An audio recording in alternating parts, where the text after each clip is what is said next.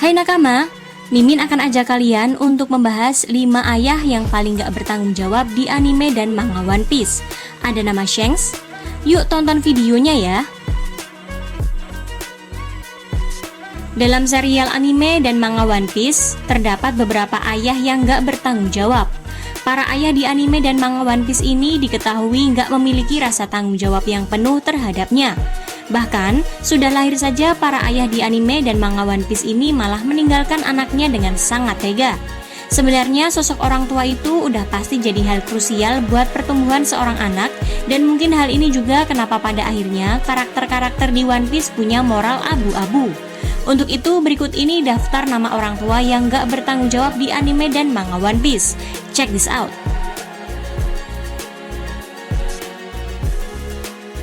Yang pertama ada Vince McJudge. Menghalalkan segala cara demi meraih impiannya nyiptain pasukan tentara super gilanya, dia malah tega banget ngelakuin eksperimen manusia super tersebut ke anak-anaknya sendiri pas masih dalam kandungan istrinya. Awalnya sebenarnya udah ada anak pertama yang juga jadi korban eksperimen ini nakama. Nah, setelah itu ada kembar 4 di dalam kandungan istrinya. Setelah memakai berbagai obat-obatan yang dimodifikasi, akhirnya 3 jadi manusia super. Nah, sedangkan yang satu lagi bisa dibilang jadi manusia biasa berkat usaha istrinya itu untuk ngegagalin eksperimen. Dan dia adalah Sanji. Yang kedua ada Monkey D. Dragon. Pas perang Marineford, kagak ada effort sama sekali si Dragon sengaja ngebantuin atau mengirim pasukannya buat ngelindungin si Luffy. Ya, semua orang tahu, di situ emang ada Garp yang pastinya bakal ngancurin siapapun yang berniat nyakitin Luffy. Biarpun waktu itu ada si Garp, Ash juga mati gara-gara si Akainu. Anehnya, biarpun udah ditayangin ke seluruh dunia, Dragon seakan tutup mata dan gak mau ikut campur sama hal tersebut. Untung saja waktu itu ada pasukannya Ivankov yang ikut membantu pihak Luffy. Yang ketiga ada Akagami no Shanks. Di movie, Shanks mengangkat anak cewek yaitu Uta. Bukannya diurus, malah langsung cabut kelayapan lagi nih nakama. Di cerita aslinya juga ada kemungkinan si Shanks sudah menikah lagi dengan Makino.